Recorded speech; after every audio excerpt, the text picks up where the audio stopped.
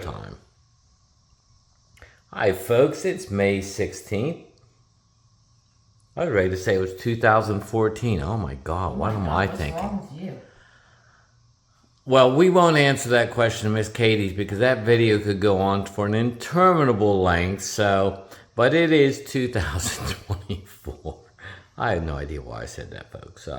2014. But what game do we have today, Toots? Are you quit playing with your face over there? Quiet. SEA WOLVES SOLITAIRE. And what is it about? Battle of the Atlantic, 1939 to 1942. And what kind of ships are there in the game, mainly? Who's the enemy? Who has U-boats? The Russians?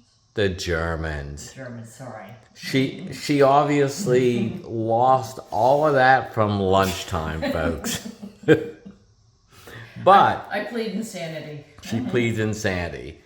She will get the cover back for you all. This is a newish game for us. It is from Turgalim Games. Javier Rubio Torres sent it to us, and I'd like to thank him for that here right now. And in fact, he sent us the full game, not just like the not quite DTP, the desktop publishing version, but more of that type. So, and this game that he sent me, like Miss Katie remains to me, is total eye candy for a game. This game is eye candy. It is 8 missions, 6 campaigns with 6. Each campaign goes for 6 months. We were talking at lunch today because I was skimming Clay Blair's book on U-boats, the first part. Miss Katie might remember this part of our conversation from lunch when we were talking about the one U-boat, U-99, that was subjected to a bombardment for 18 hours with 127 explosions that the captain counted.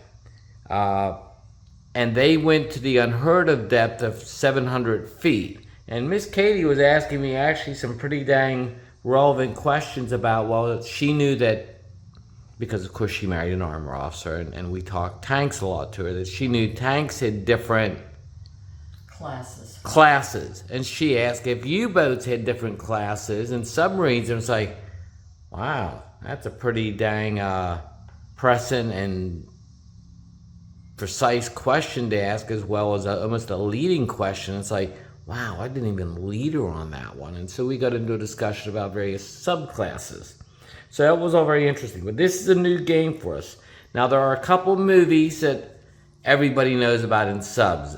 Miss Katie suffered through Das Boot twice, made it pretty much through one the second time, and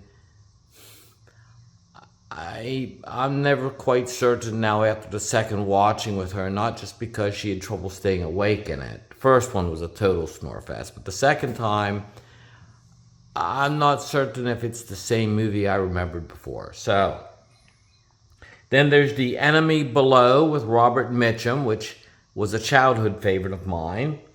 Then there's Run Silent, Run Deep, which Miss Katie liked when she saw it as a black and white with the human chin, Burt Lancaster, and Clark Gable. But the one Miss Katie likes the best is U571.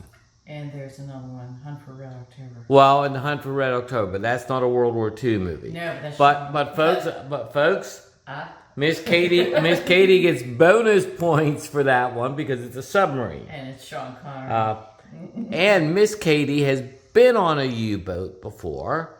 I'm trying to remember where, and she was like, oh my God, is this cramped. I've been on one of our nuclear subs.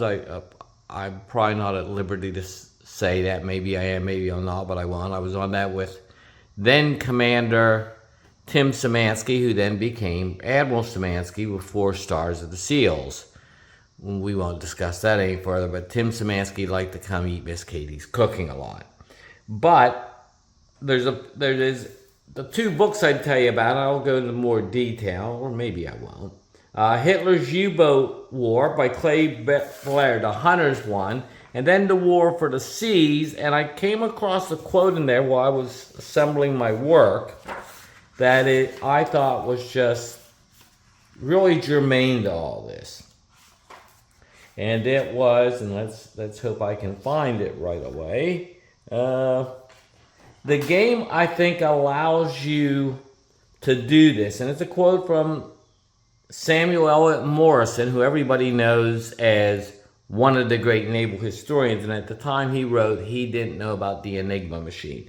But he wrote, the problem with the history of the Battle of the Atlantic is exceedingly difficult to relate in an acceptable literary form. And I agree with him. It's not as easy to follow as the Pacific War. And what I think this game does from looking at it allows you to put that into a contextual form, literary form in your own mind that will allow you to see this in a playable format without so much detail and so much fiddliness that you just want to run screaming into the night. And so I know I say this all the time, that I'm looking forward to playing it, but I wouldn't be talking to you about it if I wasn't looking forward to playing it. So we are looking forward toward playing this game, and we will finish the rest of this in a while. But first, I gotta go clean house, folks. So, because Miss Katie and I do one part and she does the other part. She follows behind me and does other things. So, and we're having spaghetti and meatball for dinner tonight, so we're really excited. And we've got this game to play tonight, the inaugural patrol, which is November 1939. And so, what do we always say? Bye-bye. Bye-bye, folks.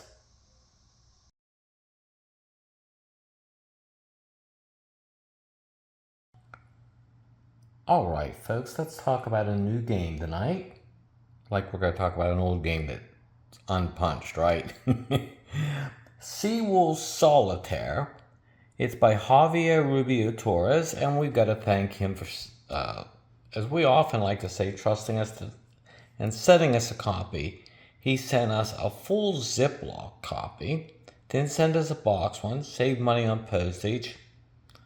I thank him regardless. I mean, I think it's just nice. Now, here we have the back side. How do we know it's the back? Because that's submerged, and here is daylight. All right, and let's see. Did the counters come out easy? Came out pretty easy. Let's see, nope, came out pretty easy. I'm satisfied. Now let me get it in focus here. Decent thickness. Let's get it down closer to look at. Light. Nice enough. Can't fuss about the counters. All right.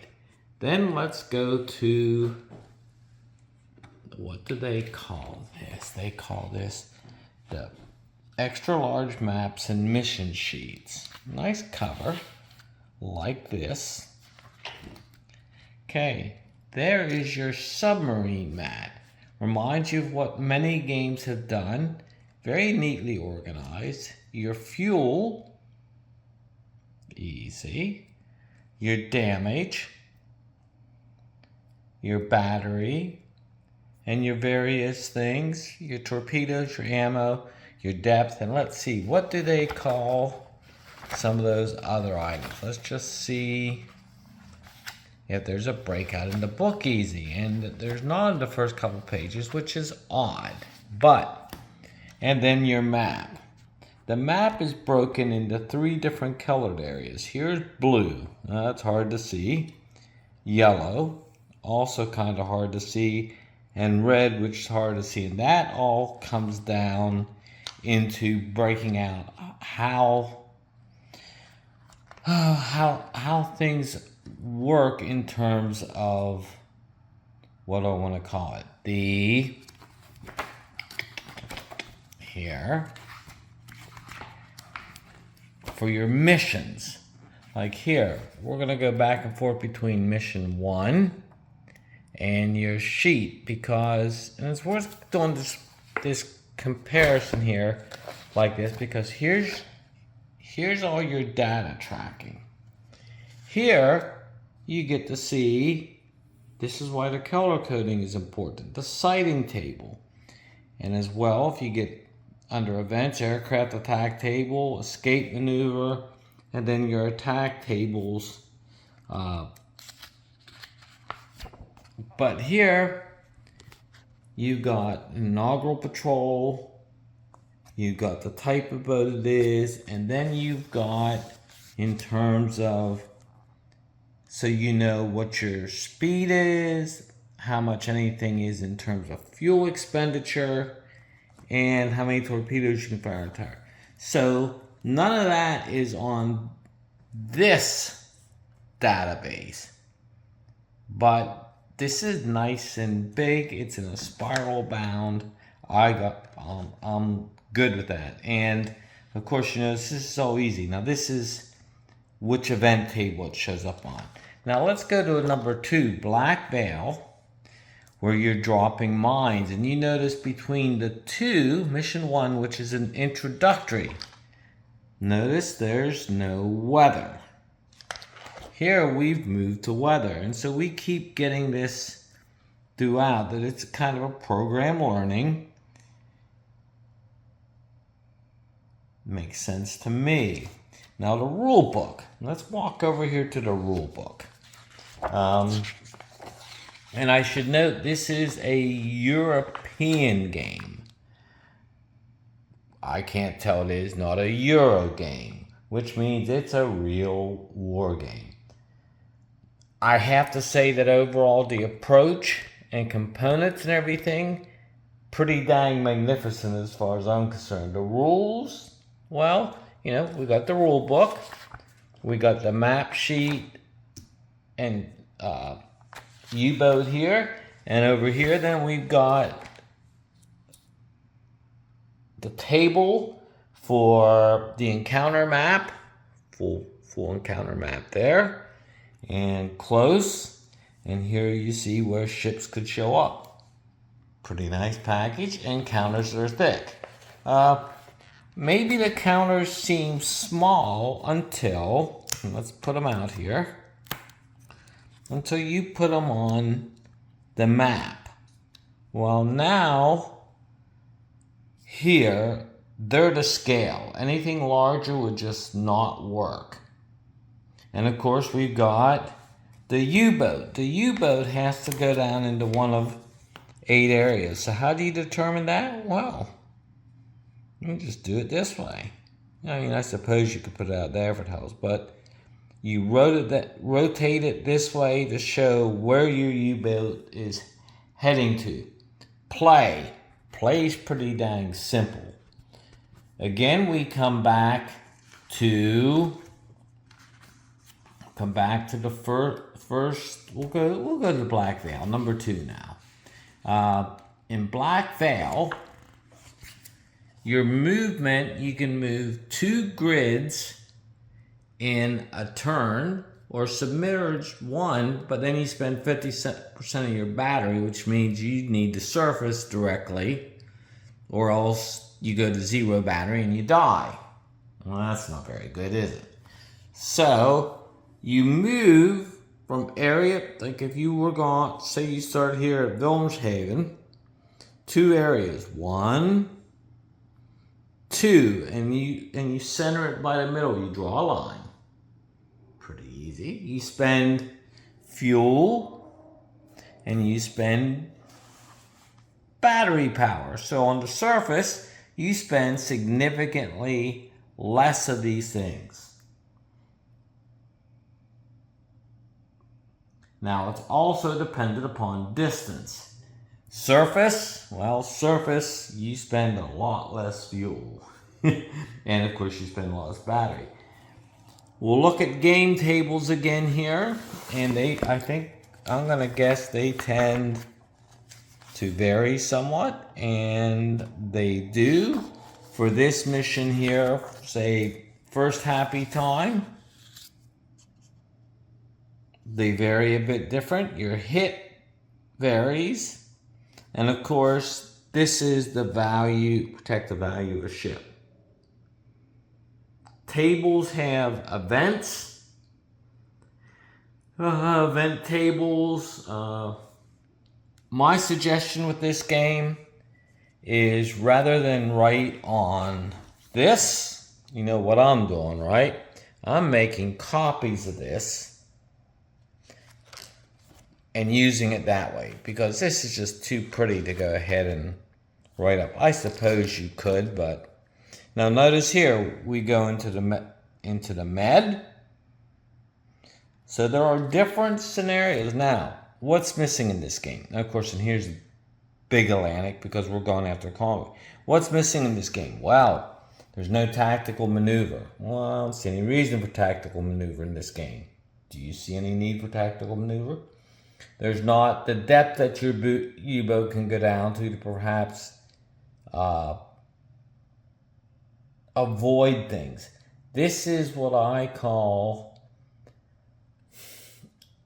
it's not quite operational, but it's not exactly tactical. What it does is it allows you to go ahead and fight the war at a higher scale while doing the critical things like and fighting a mission knowing that you may be at a debilitated stage, and how do you want to do that? And of course, a turn is how long? Well, a turn is going to be determined by how much fuel you have. Took me a little bit to figure that one out. So, we move to the sequence of play here. We'll go through this real quick. You've got the movement phase.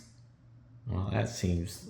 The sighting phase, if you get aircraft, and here you've got a nice sight it versus detect it. If you get a ship, well, you position your U-boat again in one of these. So here we have a ship, and we've decided to go there. And ships, if they sight you, could go this way or that way, but they're most likely going to come this way to you unless they sight you. And the encounter phase, and I'll read this to you. Play turn using the available actions until one of the conditions is met. You've sunk all enemy ships, you decide to disengage, or your U-boat is destroyed. And at the end of each player's turn, after all actions are done, you go to handy dandy little tiny chart here that tells you how to deal with movement. There's some of the other things in this book you're going to like. You have a mission log. You have a campaign log. If you'd only bought, I guess, the sort of DTP version, you have that. Then you have a nice little thing of designer notes. I've looked through those. Campaign ship tables here. And it gets a little more complex the further you get into this. And of course, you can see it is more complex in terms of that you now have experience points. So the game keeps layering on other aspects. Now, is there anything you need to know about reading-wise? Well, there's a couple books I can recommend. There's Evan Mauldsley's War for the Sea. Refused to buy it for years. Have no idea why I did that. Pretty dang good book for all World War II in the seas. Brute Force by John Ellis, who is just skating on the Allies for their failure, particularly the British, to convoy and to get Aztec into their ships, and brutal on the German High Command for failing to allocate proper resources for U-boats. And then, of course, there is the granddaddy of all those books, Blair's two-book series, Hitler's U-Boat War. It's the classic. And I've been reading to Miss Katie about the one German ace who survived 127 depth charges in one battle and was under the water for 18 hours. I can't even imagine it. So, very quick down and dirty. And what do I always say, folks? I always say I'm looking forward to playing this. Well, I am now, because having gotten the video out of the way, that means I can start breaking things out and actually set up and play. So, you'll see the video first. We'll probably do at least one playthrough video, and we'll be getting a review up online as well. Thank you, folks. Have a blessed night. It's a cool night here in Alabama, so it'll be a good sleeping night. Bye, folks.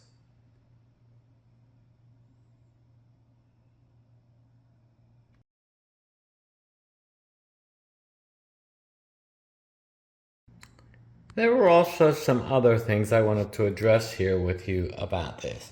Of course, we talked about that sighting was based on color coding. Okay, easy. Now, over here, to determine if a ship shows up, you roll 2 dice. If it's a 2, 3, 4, nothing shows up. You could end up with getting a plane out of that. And there's Squirt. Squirt is out of Kitty Quarantine. If an encounter, you play to either, like we talked about before, all sunk, disengaged, or destroyed. Ship movement is easy. You either detect or don't detect or escape. A turn again. It's fuel-based. The book makes it, some of this here, particularly on the encounter phase, these examples are just primo on sighted, no escorts. Sighted, no escorts outside the reference arc. Sighted escort inside the reference arc. Makes it very easy. It only took me 2 readings to understand this. It also has what I really like. It includes Enigma in the game. And it also includes the fact that, like our own Bureau of Ordnance, German torpedoes don't always work well. So which torpedo are you going to go for? They have both the pluses and minuses. So again, just a little extra on this game. I think you're going to like it. I think I'm going to like it. And of course, it says at the back, Players 1, yeah, well, it's solitaire. Difficulty, middle, and duration, 20 to 15 minutes per mission, which means, well, it'll take me 40 or 50. Particularly the first mission will probably take at least an hour just to play, and then with writing and all, probably an hour and a half. So, again, we thank Javier for this, and we'll get to it shortly.